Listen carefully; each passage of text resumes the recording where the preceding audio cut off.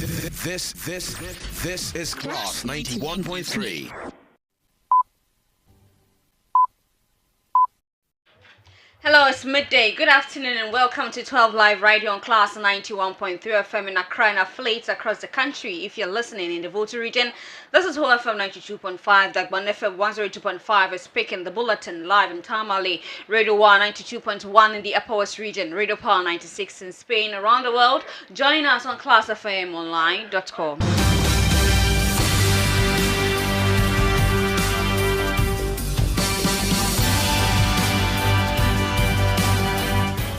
Coming up in the next 30 minutes, Supreme Court dismisses upon Nkrumah's injunction bid to prevent selected High Court judges from conducting criminal trials during ongoing legal vacation. The judge has made a determination. It is not in our place as lawyers to condemn the judge. We can only critique. The plaintiff has told you in very short terms his understanding of what happened in the courtroom.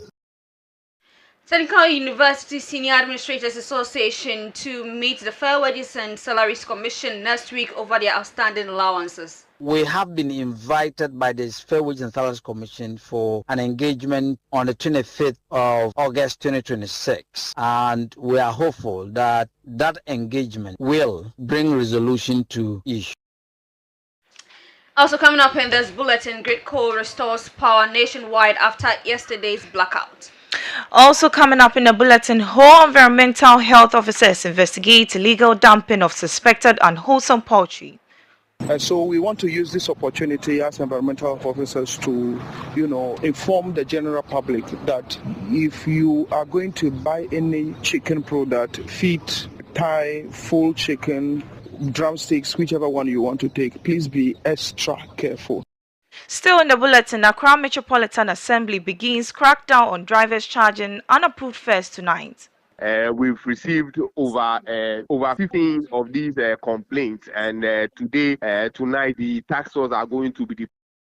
Also coming up in the bulletin, farmers in Bolgatanga complain of inadequate water for dry season farming. So it would be advisable that they just come and take their cooler, then maybe carry the tank in addition and go. So that we, the people of the Mui, will just know that, nothing was given to us. Rather than they giving out propaganda that they drilled a borehole for farmers in the Mui, which is not actually true. And in African news this afternoon, Togo charges 2 French journalists over incorrect documents. These plus many other stories coming your way shortly.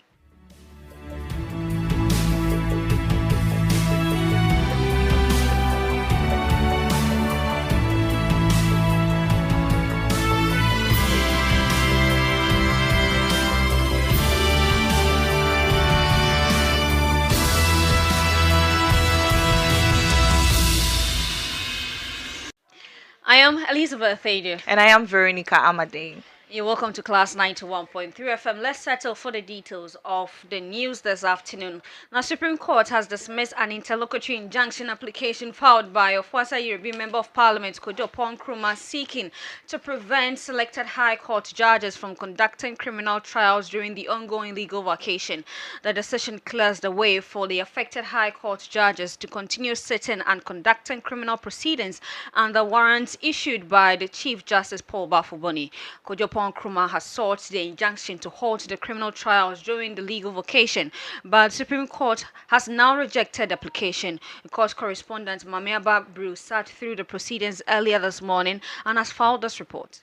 The Supreme Court has dismissed an application of an interlocutory injunction filed by Ofuasa Yoruba MP Kojo Nkrumah seeking to restrain the Chief Justice from issuing warrants allowing selected High Court judges to conduct criminal trials during the legal vacation. The ruling means the Chief Justice's warrants allowing the affected judges to sit and hear cases during the legal vacation remains in force. Now, Justice Scott Poorman, in delivering the ruling, held that although the Supreme Court has jurisdiction to injunct an act of a public officer, an applicant must first demonstrate that the substantive case has a strong likelihood of success before the court can consider the other grounds of an injunction. Upon Nkrumah's reliance on Article 17 of the 1992 Constitution, the court found no evidence to establish that the Chief Justice's directive was discriminatory. The court noted that the warrants on their face require the judges to conduct cases pending before their respective courts, and there was no allegation or evidence that the warrant was influenced by the color, gender, or religion of the accused persons or the witnesses. The court also rejected the arguments that the Chief Justice's exercise of discretion in directing judges to sit during the legal vacation amounted to discrimination. The court further held that the applicant's reliance on CI-47 was misplaced, as the instruments operate in respect of civil proceedings while the present application concerns criminal cases. And so as it stands now, all the oral cases pending before the Accra High Court continues from next week. That's a report filed by court correspondent Mami Ababriu. Now let's hear from the lawyer for Kojo Nkrumah, Frank Davis, who spoke to pressmen after the court's decision. When you come to court with an anticipatory mind. When you have an injunction application, whatever application you have before the court, is either will be refused or will be granted. So yes, the judge has made a determination. It is not in our place as lawyers to condemn the judge. We can only critique. The plaintiff has told you in very short terms his understanding of what happened in the courtroom. So we will abide the ruling of the court for now. We are not given to say the things other lawyers say when decisions of the court are handed and doesn't go in their favor. We will not repeat those chants because they don't sit in our usual lexicon as lawyers. So yes, we accept the ruling of the court for now. We have applied for a certified true copy of the ruling, which the registrar has promised so to do. But I insisted that we have the ruling by 2 p.m. So we shall apply for, when the ruling is handed to us, we shall read in detail the reason ruling and appropriately advise our client. Frank Davis is the lawyer for Kojo Nkrumah. Then the Member of Parliament for Afuasa Ayubi, Kojo Nkrumah himself, has been speaking, and here is what he had to say. So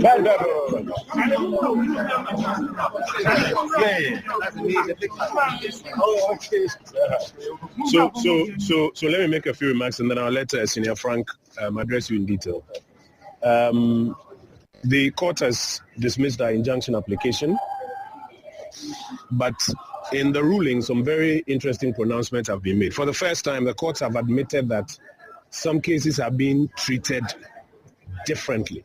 Those are the words of the judge. And expeditiously. They are being treated differently and expeditiously. Why? He doesn't say so. But then he proceeds to say that in his opinion, that will not amount to a violation of the constitutional articles that we have raised in this particular matter, and that he thinks that that will even be in the interest of the accused persons. We've asked for a certified copy so that we can peruse it some more, and then on the advice of counsel we'll take the next steps. It means that you are open to applying for a review? Very much so, but we'll consider it. I'll leave it to Counsel Frank. I'll leave it to Counsel Frank to make a few comments. That's the Member of Parliament for Ofuase Ayurebi Kojo upon Nkrumah. Let's do some stories in education. The Technical University Senior Administrators Association of Ghana, TUSAG, has temporarily suspended its strike following assurances from the Ministry of Education over the payment of outstanding allowances.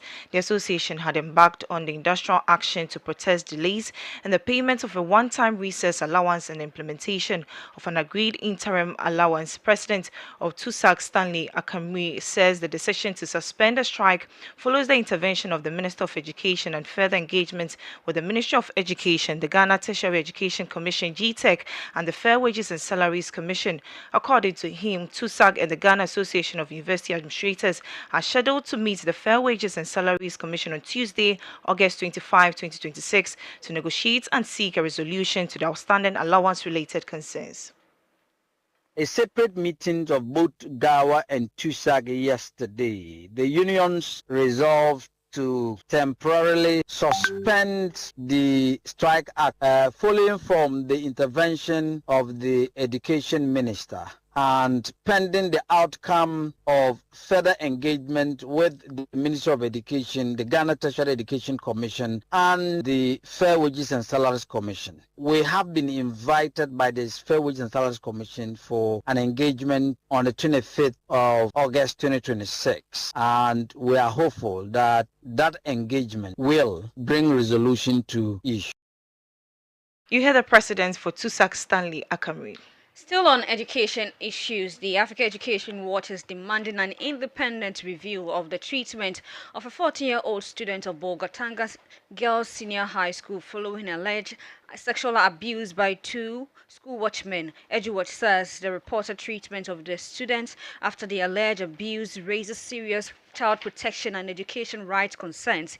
The organization says it cited a July 20 letter from the school describing the student as having committed sexual misconduct and withdrawing her boarding status from academic year. EduWatch argues that a child who is allegedly sexually abused by students and adults must be treated as victim requiring protection and must not suffer educational consequences for the alleged criminal conduct of the adult.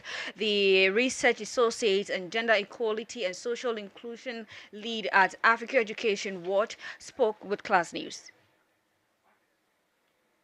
Okay, so GS already has a guideline for sexual harassment in SHS that is being implemented. We have conducted an assessment of the implementation. Then we found out some gaps in it. One of them is the lack of awareness of the guideline among other stakeholders at the school level, beyond the headmaster, the sexual harassment committee members, and the safe space focal person. Teachers, other teachers, and then the student body do not have access to the guideline to know what is in there, what they should do to prevent sexual harassment, and then the steps they should take when it occurs, and then how to handle the victim when something like that happens. Also, we realized that since the training during the implementation was conducted, there hasn't been any refresher training of these individuals in positions of power, or should I say teachers, and then the special safe space focal person. There haven't been any refresher training, and we are all aware that in our school system there's teacher attrition. Teachers come and then go all the time. So there should be a routine refresher training. We are recommending that it should be made a part of the continuous professional development of teachers, so that it is a requirement that every teacher is oriented on the guideline. Okay. Yeah. Please come again. You were saying something. That's Ahadatu Ali, who is a research associate and gender equality and social inclusion lead at Africa Education Watch. Now, the Ministry of Education has since directed the Ghana Education Service to immediately reinstate the student to boarding status. The ministry has also directed the Ghana Education Service to ensure that she receives the necessary medical attention and counseling, investigate the matter and report immediately. It has further condemned the alleged abuse, stressing that a minor cannot not be held responsible for sexual abuse perpetrated against her by an adult. The Upper East Regional Police Command has also arrested the 2 watchmen in connection with the case. 38-year-old Elvis Adongo and 72-year-old Adams Idrisu. Police says preliminary investigations indicate that the student went to the school's security room to charge her tablet, where the 72-year-old watchman allegedly forced her and had sexual intercourse with her. Police investigation also indicates that the second watchman was allegedly involved in sexual activities with the student. The 2 suspects are in police custody assisting with investigations and expected to be put forth to court. Now, the National Parent Teachers Association has also condemned the incident, describing it as unacceptable and calling for the matter to be thoroughly investigated to ensure accountability and protect students. The public relations officer for the association, Madam Irene Sam, has been speaking. Our rep in the regional PTA made us aware of the incident that has happened at the Bengatanga Senior High School. So that also gave the rise to the report that we also saw from the GES, and that's the Ministry of Education. And then the police also made an inquiry to the whole thing and then arrested those who were found culpable of this barbaric and wicked incident. So first and foremost, we have heard it and we are so not happy about this. We condemn the act totally. This is not something that we have to, hold on to. This is not the news that we parents in Ghana want to hear, that we send our world to school and then this is what will befall them. So we condemn the act and we also want to commend the Ministry of Education and GES for standing in and taking the swift action, making sure that those who are involved are being interdicted. Then the police also, on the other hand, also arrested them. What we intend to see is that the law will take its course, because we know that it borders on criminality. It's a criminal offense. Defilement is criminal in nature. Regarding our Criminal Act and then the Children's Act and the Constitution of Ghana, it safeguards the protection of our world. So we are pleading that the law will take its full course. Those who are found culpable, investigations should be carried out, and then the whole thing, the issue must be dealt with according to the law. They must be brought to the law. That's what we are seeking for. We are seeking justice for our girls. We are seeking justice for that Ghanaian child who is innocent and who has to go through some of these things. So that's our position as a national PTA. Okay, do you agree with the school's initial decision to withdraw the students' boarding status, and why? Well, I believe that it was done because so that they will not, the child will not have that kind of, 24-hour contact with whatever has happened. This thing, it affects the child's mental being. So I feel that that's what they were trying to do. But you see, looking at where we are, I think the right thing I saw the GES has directed to reinstate the girl to the boarding status so that care can be taken to her, and then the necessary counseling can also be offered to her for her to come out from this kind of issue that has been dealt with. So I believe that was what happened. But we thank the ministry for coming in to reinstate the girl to the boarding status. The public relations officer for the National Parent Teacher Association in an interview with my colleague Iradu Akranchi. Let's move on to the energy sector, because Ghana Grid Company Limited, Gridco, says power supply has been fully restored to all affected areas following Thursday's nationwide system disturbance. The company says restoration efforts began immediately after the disturbance, with engineers and other power sector technical teams working to stabilize the system and restore supply across the country. According to Gridco, power had been fully restored nationwide by 12:03 p.m. on Thursday, August 20, 2026, and a statement issued on Friday, August 21. The company thanked the public and other stakeholders for their patience and cooperation during the restoration process. The company also assured the public that it will continue implementing measures to improve the reliability, stability, and resilience of the national transmission network. The environmental health officer in the whole municipality have launched investigation into the illegal dumping of suspected unwholesome poultry products in the community, with some residents being warned against consuming the product. The product, which includes Whole chicken, drumsticks, chicken feet, and other frozen chicken parts were found dumped along a route leading to farmlands in the area. The Home Municipal Environmental Health Officer, Lawrence Senya, says some residents collected and processed portion of the product after they were found frozen and showed no obvious signs of spoilage. He says some of the product has been smoked, roasted, cooked, or used in meals before official intervened. Lawrence Senya says the Environmental Health Unit is working with Food and Drugs Authority and the Bureau of National Investigations to identify who is responsible and also assess the potential health risk it may cause. We are still in the community and we are continuing with our investigation. Hopefully we'll be able to gather enough and then we can safely dispose all of it today before leaving the community. And so we want to use this opportunity as environmental officers to, inform the general public that if you are going to buy any chicken product, feet, thigh, full chicken, drumsticks, whichever one you want to take, please be extra careful. Please be extra careful. And if I were you, I will withhold taking any of the chicken product within the area for some time being until investigations have given us a proper conclusion. And so we are advising everybody, let's all be on the watch out.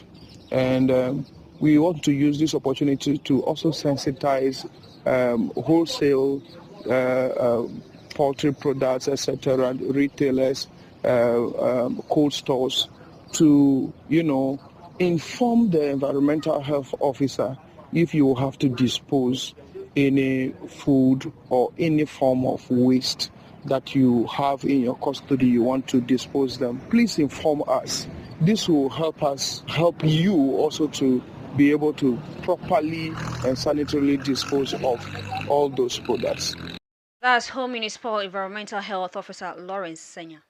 Now, a full-scale crackdown on commercial drivers charging fares above approved rates begins tonight, with Accra Metropolitan Assembly deploying a task force to monitor vehicles and arrest offenders. Speaking to Class News, the head of public relations for the Accra Metropolitan Assembly, Gilbert Ankra, says more than 50 complaints have already been received from the public, with yesterday's exercise used to identify areas where fare overcharging is most prevalent. The task force will be deployed to various transport vehicles and identified hotspots to monitor fares and enforce compliance. The exercise will also cover Okada and tricycle operators as the Assembly steps up effort to ensure adherence to approved fares.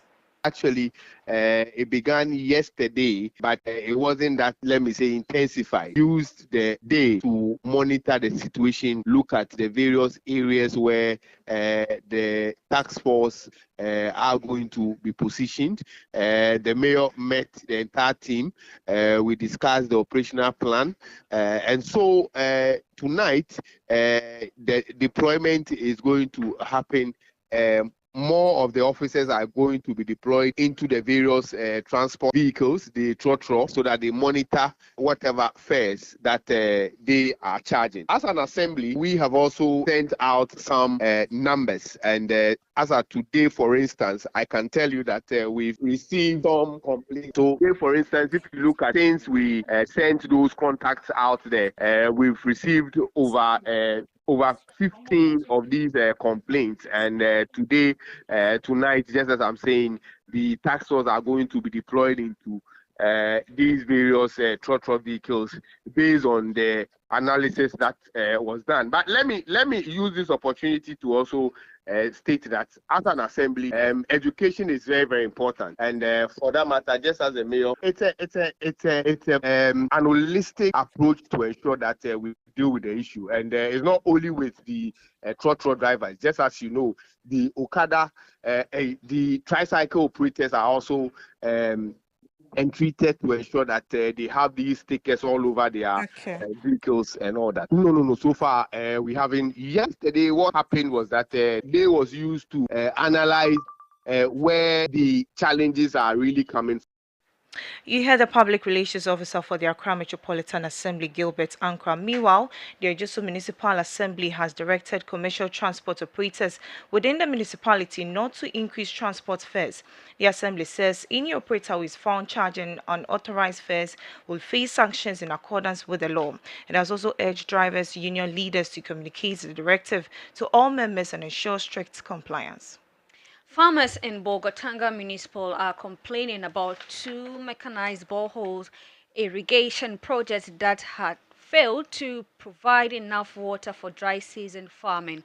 The projects were constructed at a combined cost of about 201,600 Ghana cedis under the World Bank Soko initiative. Farmers say their water output is so low and in some cases cannot reach their farmlands, leaving them dependent on their sources of water. Our reporter Moses Apia has more in the following development.